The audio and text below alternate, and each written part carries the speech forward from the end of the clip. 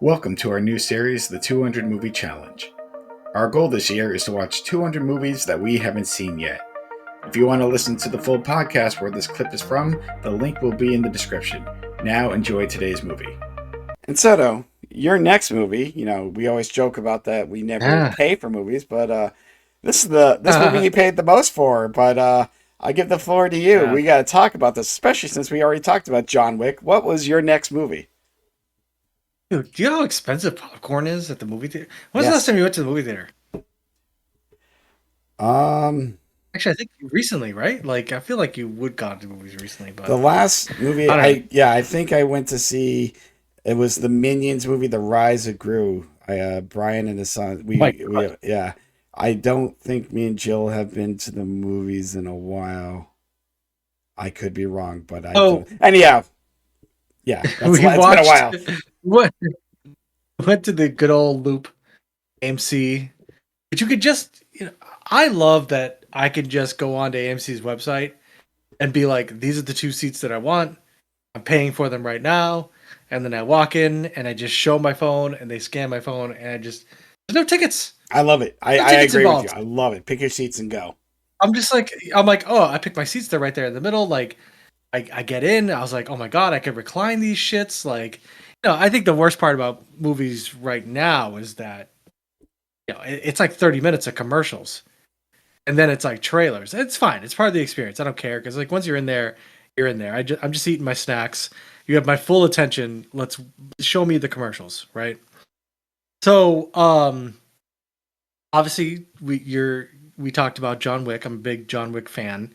I've seen all four movies. I think there's four in the mainline Correct. story. Yes. Um, and so Sarah and I were like, let's go to the movies. And I said, what's out? And then as soon as I saw that it was Ballerina, I was like, oh, it's a John Wick movie. Let's check it out. Um, it's a side story really to the John Wick thing. I think you have to see. I think it takes place from what I can kind of remember. It's like right around four. I think I'd have to rewatch four because like it specifically has scenes that cross over. Okay. But usually with these side stories, they're not like very good. And I wasn't really expecting a lot going into it. Um, and it was okay. It was an okay start. But man, once the action started, dude, like a part of what I love about John Wick is the creativity of just the way that people die. And that just gets more and more ratcheted up as the movies go on, like just the violence and the murders and the way that John Wick kills everybody. Anna de Armas, I think is her name. She's the main character in this one, and she plays, a young girl whose father is killed by this organization, and she gets taken in by another organization, where they have ballerinas, but they're secretly assassins. So to talk about the lore that you're referencing in John Wick. Um, That's more to come for me. and John, more to come, because John Wick is tied to the John Wick universe is like huge.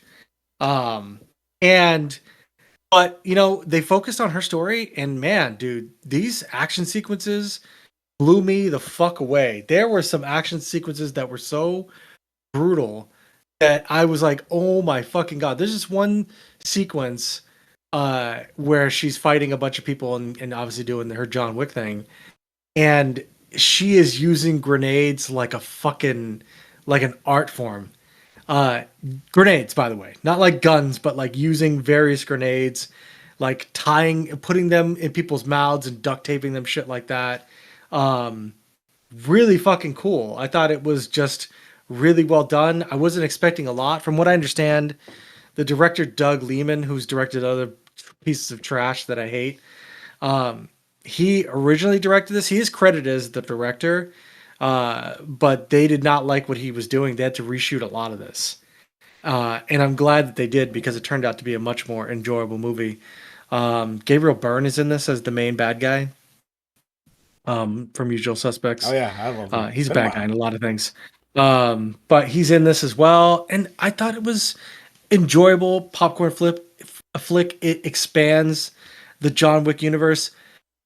I will tell you, there is a lot of John Wick fan service in this. I don't know if you're familiar with the term fan service. but just things that are clearly like just for fans to be like, oh my god, Keanu Reeves is in this. So spoiler alert, John Wick. Um, there's a lot that I wasn't expecting this movie to be, but I enjoyed it from the beginning to end. I think it's a perfectly fine entry into the John Wick movies. I mean, the John Wick movies are obviously the best, but I thought that this could start her own kind of thing. Because to be quite honest with you, like Keanu is not getting any younger. And as the movies go on with John Wick, and this is not a spoiler, this is just use your own real life freaking brain. He doesn't get more nimble as the movies go on. Like he's like you clearly could tell that like he's feeling it, man. Like like for me when I bend down and I drop something, it's kind of like I'm making those sounds. I could tell that he's making those sounds when he's doing his little flips and stuff. I'm like, Keanu shouldn't really be doing this. And I don't think that Keanu wanted to do, or at least I heard, this wasn't John Wick wasn't supposed to be like a huge franchise. But it just got so huge, and then it was like, okay, we're only gonna do one more. Okay, no, that was good. Okay, we're gonna do one more. It just became this big ass thing, and I like that they're adding that other people can do it. Fucking Norman Reedus is in this, by the way, and I don't know how you feel about Norman Reedus. I know we've talked about Death Stranding on this already, but is it just me, or is it Norman Reedus always just Norman Reedus in everything that he plays? So, I will say this: yes. And no, I think because if you think about a couple of his early, Boondock Saints. Sure, Boondocks, right? Yep. But I feel like when he was in The Walking Dead, everything he's done since then has been Norman Reedus. Like, Daryl. He's Daryl. He's Daryl Dixon. He's Norman Reedus. Even Death Stranding, he's just Norman Reedus. And Norman Reedus. So, and I feel like there's another movie he did before.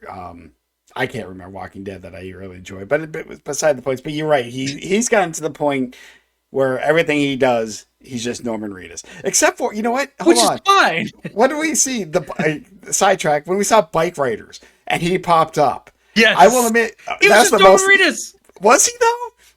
Yeah, you know what? He was. He took me out of the movie because I'm like, what the fuck is Daryl doing this? And when he showed up in Ballerina, I literally said to Sarah, I'm like, oh my god, Daryl!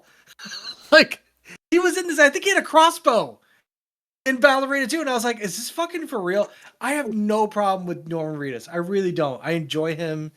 I love Death Stranding. If I ever get around to it, of course I'll get the second one. Because I really did like the first one, but he was surprisingly in this. But I thought that she did a great job carrying it. She was awesome in the movie. There was the action set pieces in John Wick movies are just so amazing. Story wise, wasn't really blown away. But it's a John Wick. I'm happy movie. I saw this in the theater. It's a John Wick movie, but like I'm happy I saw this in the theater because the big bang bangs, like they kind of make you forget about the story because you just kind of in the visual and the oral experience. So on that level, from a very visceral standpoint, I enjoyed it a lot. I'm dying here. I'm sorry. That is the best review. The big bang bangs. I don't know. That's what it is. The big bang bangs.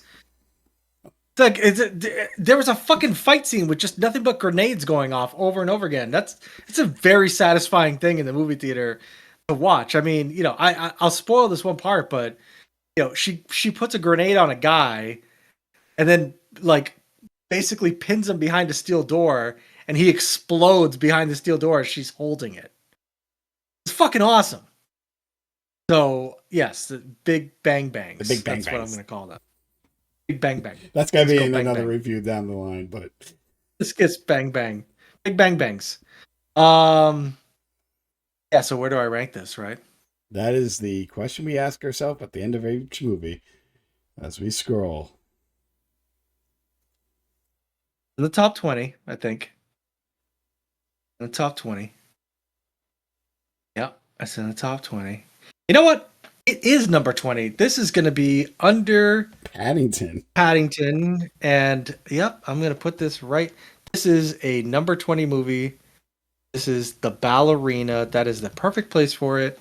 Yeah, that's good. Because I wouldn't put it over Unhinged. Unhinged was a brilliant movie. Those are insane action. It I mean, really was. you know, from what you told me, Ballerina sounds insane too. But Unhinged, I don't know. You feel like you could be more in an Unhinged movie.